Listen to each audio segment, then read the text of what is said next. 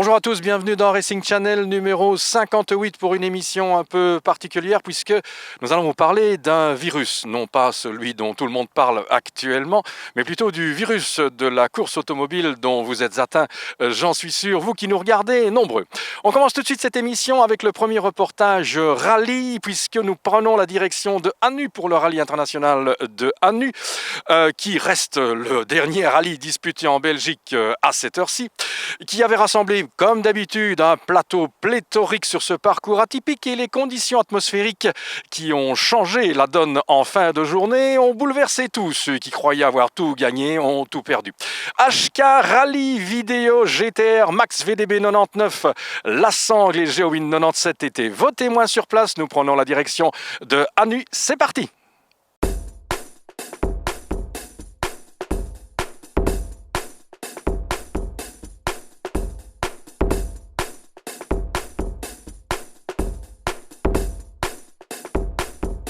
Vous voulez goûter ?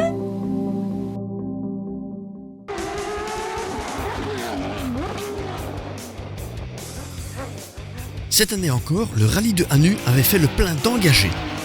La météo peu clémente du week-end a rendu les routes esbignonnes piégeuses à souhait et nous a offert un vainqueur assez inattendu.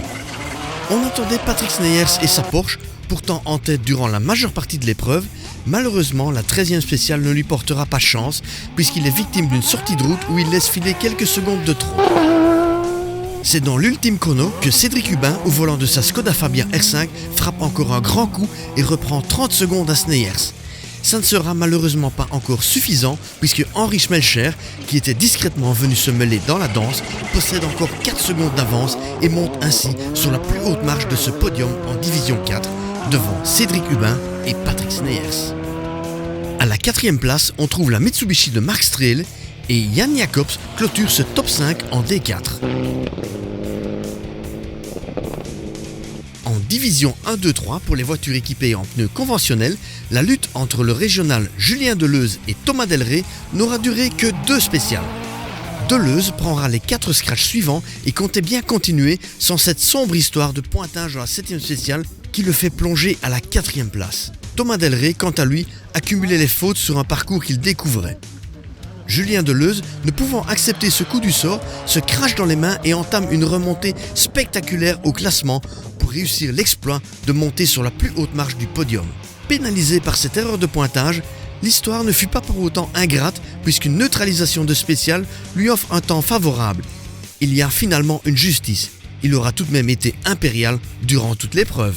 Il devance Stéphane Hubin qui pouvait enfin prendre toute la mesure des modifications apportées cet hiver à son Opel Omega, puisqu'à Clavier, il n'avait pas été au-delà de la première spéciale suite à un bris de cardan.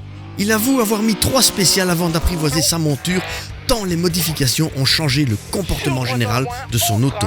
Pour arrière gauche, tu mets la 1 là, et sortie large, comme tu viens de faire là. Et gauche zéro long, voilà. Et 150 à vue frein pour quitter droite 3 et attention, il en sort.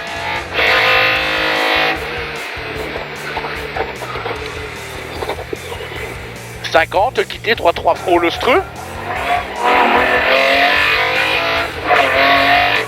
Christian Spellmans clôture ce podium.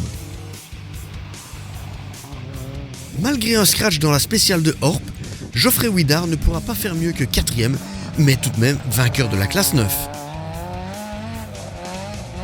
Auteur d'une magnifique bagarre, David Schmidt s'est finalement incliné derrière Widar. Il devance Jean-Michel Dumont qui aurait pu revendiquer une place sur le podium, mais la conduite de la DS3 s'est avérée compliquée avec l'arrivée de la pluie. Bruno de Wild, 7e, devance Guillaume Detrey qui aura lutté avec Widar et Schmetz et qui s'incline suite à une erreur lourde de conséquences dans Wanzin. Il remporte tout de même la division 2 et la classe 6.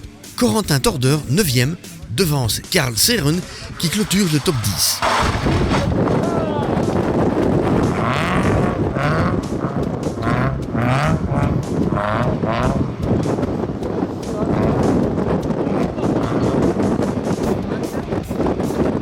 En historique, la famille Neskens monte sur la plus haute marche avec près de 2 minutes 30 sur leur poursuivant, Michael America. Encore 1 minute 30 plus tard, arrive Patrick Driessen qui clôture ce podium qui aurait pu être tout autre puisque ces 3 derniers du top 5 sont concentrés en seulement 6 secondes. Jean-Marc Dechany au volant de sa Peugeot 205 sera finalement 4e et Bernard Lamy clôture ce top 5 au volant de son habituel Volvo 240. À l'heure de la réalisation de cette séquence, nous ne pouvons pas vous dire quand sera la prochaine épreuve du championnat ASAF. Focus maintenant sur un personnage un peu spécial, j'ai nommé Monsieur Jochen Arden. Cet Allemand passionné de voitures anglaises possède non seulement un atelier de transformation de tout ce qui est MG, Rover, Mini et autres Jaguar, mais il a également un musée personnel qui recèle des pièces absolument à couper le souffle. Box TV et Racing Technique sont allés lui rendre une petite visite dans son antre. C'est parti, découverte. Vous êtes un passionné de moto, à la recherche d'une tout-terrain, routière ou sportive, alors n'hésitez pas à venir pousser les portes de chez Moto-D. Ce sont près de 20 années d'expérience que nous mettrons à votre service afin de vous donner des conseils professionnels sur le choix de vos envies. Moto-D, le numéro 1 de la moto d'occasion. À Burgzellem, en Allemagne, certains d'entre vous connaissent le garage Arden Automobile GmbH. Réputé pour ses préparations et productions en petite série sur base Jaguar, Range Rover, Bentley et Mini. Jochen Arden nous a ouvert les portes du château familial, véritable écrin d'une passion ininterrompue pour l'automobile d'exception. Un rapide passage aux ateliers de Krefeld pour prendre le volant de la Jaguar Arden AJ23, développant 710 chevaux sur base de la XF Type R, et entouré de bon nombre de modèles de collection qui ont jalonné les années de la marque Jaguar. Nous découvrons entre autres une Type E V12 de 1973 dans le coloris d'époque rouge Regency, qui souligne le style unique de cette icône de l'automobile des 70s. Le travail de restauration a été profond, précis et authentique. Impressionnant. Une Jaguar Mark 7 des 50s attend que sa nouvelle mécanique lui soit installée. Le 6 cylindres en ligne a été reconstruit pièce par pièce et va reprendre du service d'ici peu. La base de notre succès réside dans la perfection artisanale, clame Jochen Arden. Au-delà des old-timers, les modèles de moins de 30 ans, appelés young-timers, un bel exemple, attirent notre œil dans l'antre de l'équipe Arden. Une Daimler Double 6 de 1992, sortant de la phase de rafraîchissement. Nous reprenons la route pour rejoindre la propriété familiale à bord de l'actuel Arden AJ23 de 710 chevaux. À un rythme soutenu sur les autobahns, Jochen nous fait une habile démonstration des hautes performances de son Arden AJ7 330 chevaux des années 80, ponctué de petites flammes aux 4 sorties d'échappement à chaque décélération. À quelques kilomètres de notre destination, un château se dresse à l'horizon. Le Burgzellem, seul château médiéval ayant survécu à l'histoire mouvementée de la région, revient sur près de 1000 ans d'histoire, qui connut son apogée de la fin du Moyen-Âge jusqu'au XVIIIe siècle. Le temps semble s'arrêter, calme, impressionnant. En période de migration, des milliers d'oies sauvages de Sibérie s'y donnent rendez-vous, offrant un spectacle grandiose. Après nous avoir fait découvrir le parc, les abords et dépendances, Jochen ouvre la porte de sa collection privée. Sur 2 niveaux, une quarantaine de voitures et motos d'exception sont méticuleusement alignées et mises en évidence dans cet écrin, comme une galerie d'art où les œuvres sont mécaniques. La qualité de cette collection et son éclectisme vous laissent bouche bée. Nous oscillons entre une Bentley GTC, Ferrari F40 de 1991, 512 BB, 308 GTB, Fiat 500 Abarth, Ginetta G15 de 1973, Honda S800 fin des années 60, Jaguar XJV12 Arden AJ1, Jaguar Arden XK Lightweight, Jaguar Type E série 1 Cabriolet 1961, Mini Cooper, Porsche 911 Carrera, 3 RSR 1974 Kremer, une autre Porsche Groupe C des années 80 au Mans. La liste est pléthorique.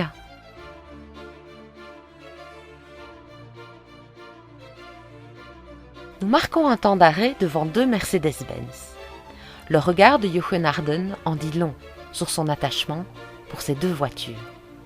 La première est une 450 SLC version rallye d'usine et elle fut plusieurs fois titrée par Björn Waldegard, Hans Zorzelius et Vic Preston.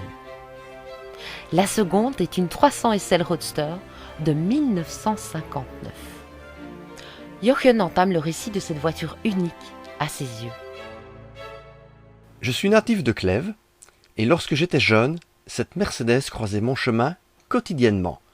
J'étais tombé amoureux de cette voiture, son style, sa sonorité et ses couleurs. J'en ai rêvé. Je faisais parfois un détour à vélo pour la voir dans les rues. Elle appartenait à un industriel de la région. En 1972, j'ai débuté mon activité automobile, fait beaucoup de compétitions, puis en 82, j'ai ouvert ma concession Jaguar. Je n'avais pas oublié cette voiture, ce bijou. En 2009, au décès de son propriétaire, la famille a décidé de vendre cette 300 SL. Et mon rêve est devenu réalité. La patience de Jochen Harden pour acquérir cette voiture fut récompensée par l'état de conservation dans lequel il la récupéra. L'historique est complet. Cerise sur le gâteau, la combinaison couleur bleu capri avec la sellerie cuir d'origine rouge en font une pièce unique au monde. Notre visite intimiste se clôture par une photo de famille dans la cour du château. Oldtimer, Youngtimer ou actuel de la marque Harden traverse les décennies avec classe et brio. Tous les détails sont consultables sur www.harden.de, en ce compris les brochures d'époque. Retour en S-Bay, mais cette fois-ci du côté néerlandophone, puisque nous partons pour l'ouverture du championnat de Belgique des rallyes, qui avait pour cadre le rallye Van Aspengo. Cette première manche avait rassemblé un plateau pléthorique, beaucoup de favoris au départ du championnat et du rallye, et finalement c'est un vainqueur pour le moins inattendu qui a émergé. Le BRC Full Throttle Rally 054 Mediasport était vos témoins sur place. Les commentaires sont bien entendu toujours assurés par Serge De Wolf. On prend la direction de Landen. Reportage. Trouve le pictogramme Ma Balise NFC, approche ton smartphone, accède à du contenu enrichissant. Avec Ma Balise, offrez une nouvelle expérience à vos clients. Avec Ma Balise, entrez dans l'ère du commerce 3.0. Ma Balise, marketing de proximité. Ne risquez plus que vos clients trouvent vos produits sur le site de vos concurrents. www.mabalise.be. Eh bien, pas de surprise, de coutume, c'est à Landen que débute la nouvelle saison du championnat de Belgique des rallyes avec la traditionnelle épreuve d'ouverture, le rallye Van Aspengo. Un championnat qui s'annonce des plus passionnants avec pas moins de 8 pilotes capables de jouer le titre face au champion 2019, Adrien Fernemont. Le champion titre retrouvera ses principaux adversaires en la personne de Sébastien Bedoret, Chris Prensen, ici lui au volant de la C3R5 de DG Sport, mais aussi Vincent Verschuren, les frères de Mévius et Grégoire Munster sur la nouvelle Hyundai i20 R5 de BMA. Le rallye Van Aspengo débute sur les chapeaux de roue, avec 2 premiers tronçons qui permettent à Guilain de Mévius d'attaquer en force en signant les 2 premiers scratchs et de s'installer leader provisoire devant la Fabia R5 de Adrien Fernemont et la Citroën C3 R5 de Chris Prensen.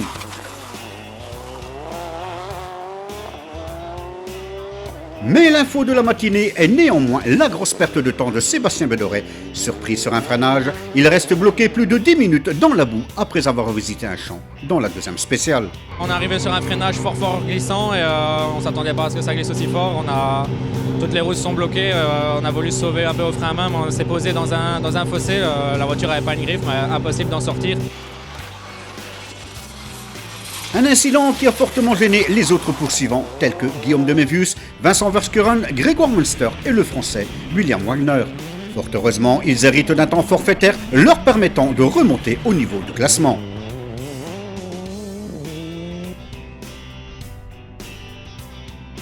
Dans le troisième tronçon, le champion en titre, Adrien Fernemont, plante son premier scratch de la saison, devançant de justesse l'AC3R5 de Chris Prensan pour 2 centièmes de seconde.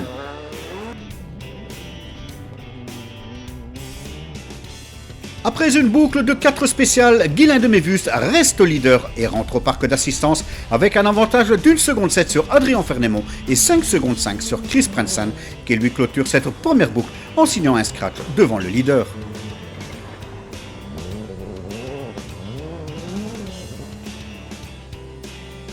Suivent alors Guillaume de Mévus, évoluant lui également sur une Citroën C3 R5 à 15 secondes 4 et Grégoire Munster, dont ce dernier ferme le top 5 à plus de 22 secondes, devançant le français William Wagner.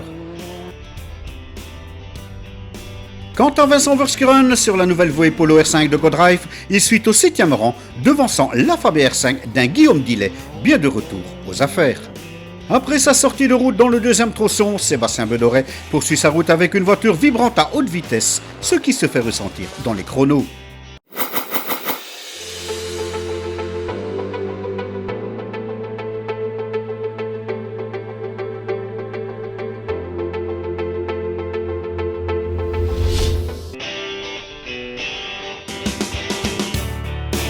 La deuxième boucle permet à Chris Prensan d'afficher un deuxième temps scratch consécutif, ce qui lui permet de doubler Adrien Fernemont au général, se trouvant ainsi à 4 secondes du leader, Guylain de Mévus.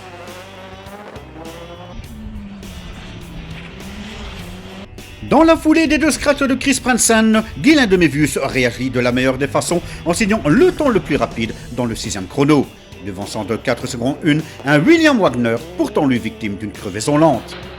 100 mètres. Gauche 32, finit face à fond. Guillaume de Mévus confirme sa bonne forme en signant un 3e temps devant Chris Prensan. Après Guylain de Mévus, Adrien Fernemont et Chris Prensan, un 4e pilote s'impose dans le 7e chrono, William Wagner. Ce Belge émigré en France est ici présent sur la C3 R5 de PH Sport pour accumuler les kilomètres avant le rallye du Touquet. Il signe le meilleur temps sur une spéciale où les pneus intermédiaires étaient de sortie. Décidément, cette épreuve est passionnante.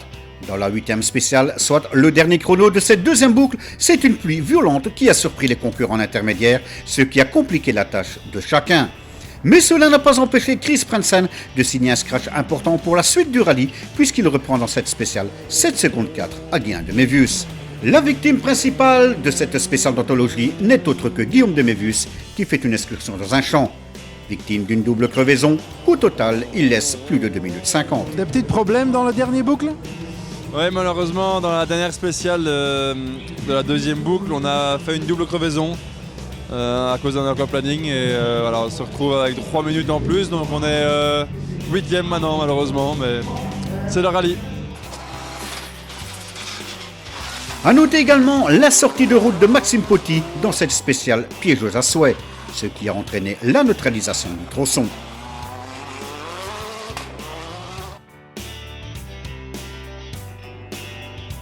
Au classement général, au bout de la deuxième des 3 boucles, Prensan et de Mévus sont donc séparés par un minuscule dixième de seconde, tandis que William Wagner se porte lui au 3e rang à plus de 19 secondes. Quant à Fernemont, après avoir concédé beaucoup de temps dans la 6e spéciale, retombe lui désormais au 4e rang à plus de 35 secondes. Les conditions météo ne nous aident pas, c'est pas évident. Quand tout va bien, on fait un bon temps, et puis quand on fait une petite erreur, c'est tout de suite moins bien. Dans la dernière spéciale, je pense que j'ai eu la grosse pluie et j'ai fait un peu la trace pour les autres. Il y avait vraiment trop d'eau sur la route, c'était inroulable, donc j'ai préféré rester safe. Je prends quand même 1 seconde par kilomètre, c'est beaucoup. C'est comme ça. Mais il devance néanmoins au classement Grégoire Munster et Vincent Verskuren.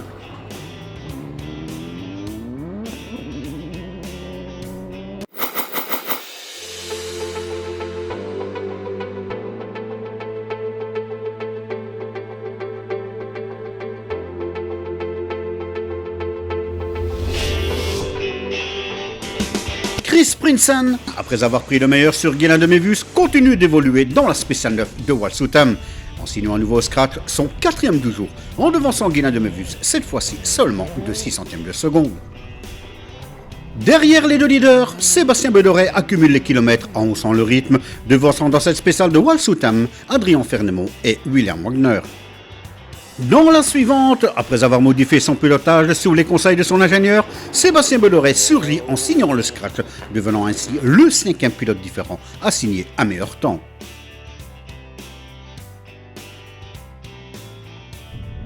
Au classement provisoire, à 2 spéciales de la fin, Prinsen et Lemevus se tiennent dans un mouchoir de poche, prêts à poursuivre le combat jusqu'au bout. Derrière, Wagner pointe toujours au 3e rang, devant Fernemont et Vincent Verskuren. Après sa crevaison, suite à une sortie, Grégoire Munster pointe désormais à 3 minutes 30, visant à présent quelques points au championnat. De retour au volant de sa Lancer WRC, Chris Van Wunzel pointe au général provisoire au 9e rang, devançant la Mitsubishi Lancer Evo 10 de Jonas Langenhackens. En RGT, c'est Gunther Manens qui tient provisoirement le rôle de leader. Quant à Gilles Pic, il est jusqu'à présent meilleur concurrent en Junior BRC. Passionnant, ce rallye Valence-Pengo l'aura été jusqu'au bout avec un final de toute folie. Et pour cause, l'ultime spéciale de cette épreuve a fait plusieurs victimes et occasionné plusieurs crevaisons. À commencer par celle de Chris Prensen qui perd une trentaine de secondes dans sa mésaventure. Et il n'en fallait pas plus à Guilain de Mévius, héroïque depuis le début de journée, pour remporter sa première victoire dans une épreuve en championnat de Belgique des rallyes. Le numéro 1 n'a pas failli face à ses adversaires pour finalement s'imposer. Bravo à lui. Incroyable première victoire. Et je pensais pas à la fin que Chris allait. Je pensais pas qu'il allait revenir pour 2 secondes et demie. Mais il a une crevaison et on a bien roulé la dernière spéciale. On a fait une bonne dernière et c'est fantastique, c'est magnifique. Ça fait des années que je roule en Belgique quand même et première victoire, c'est vraiment un bon sentiment. En engrangeant les points de la 2e place, Chris Prensen réalise néanmoins une bonne affaire au niveau du championnat. Je suis parti vraiment très calmement parce que je ne voulais pas aller faire tout de suite une bêtise et me mettre au trou. Et après on a augmenté le rythme au fur et à mesure et voilà, dans la pluie on a attaqué et là ça a marché. Et encore maintenant, voilà, on a continué sur notre rythme, on faisait le meilleur temps, mais bon, dans la dernière, la crevaison, ça, on n'avait pas prévu. La 3e marche du podium était promise à William Wagner. Malheureusement, celui-ci a également été surpris par les nombreux pièges de l'ultime spéciale, offrant ainsi le top 3 à un Adrien Fernemont qui n'a pas vécu une journée facile. On a démarré, le 2e boucle était moins facile, on a fait la 4e spéciale avec beaucoup d'eau sur la route. On ouvrait la route, donc c'était presque inconduisible, beaucoup d'aquaplanage. Donc j'étais un peu fâché à l'arrivée de la dernière, parce que la dernière de la boucle précédente, parce que je comprenais pas trop ce qui fonctionnait moins bien. Et puis on s'est appliqué à changer certaines choses pour la dernière boucle, ça a bien marché. La 2e, 3e spéciale, on fait des bons temps. Après, dans la dernière, une crevaison, mais finalement une fin plus ou moins heureuse, puisqu'on est 4e avant de démarrer, on finit 3. Excellente entrée en matière pour Grégoire Munster, qui conclut par une 4e place avec la i20 R5 de BMA, devançant Vincent Verskuren, qui lui n'a jamais été vraiment en mesure de jouer devant. Quant à Guillaume de Mévius, il prend finalement les points d'une 6e place après avoir perdu du temps suite à une sortie de route en début de journée.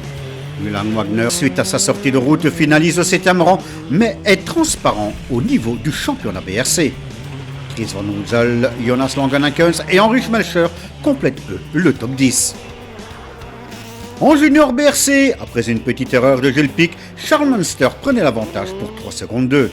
Mais dans les derniers mètres, Munster devait finalement s'incliner pour 6 centièmes de seconde face à Gilles Pic, auteur de 6 meilleurs temps.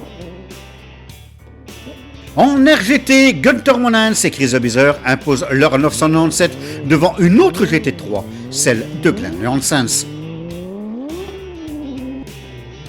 Et enfin, en championnat historique, après avoir mené le peloton et malgré quelques soucis de direction assistée, Dirk De Veu impose Sasera Cosworth devant Inguino Kine, ce qui a livré lui une belle bagarre face à Björn Six.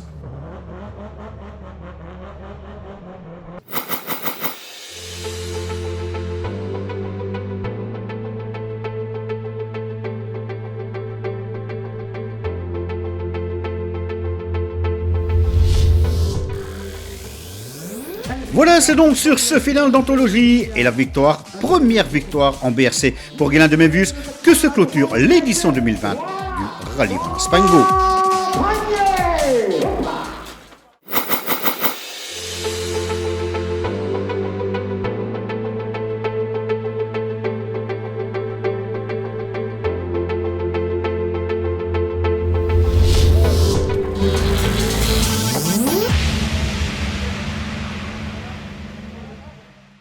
Cette émission est à présent terminée, mais rassurez-vous, nous revenons déjà le mois prochain pour de nouvelles aventures automobiles.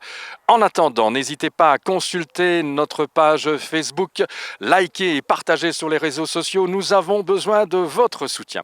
Vous pouvez également consulter notre site www.racingchannel.be. L'adresse s'inscrit toujours au bas de votre écran.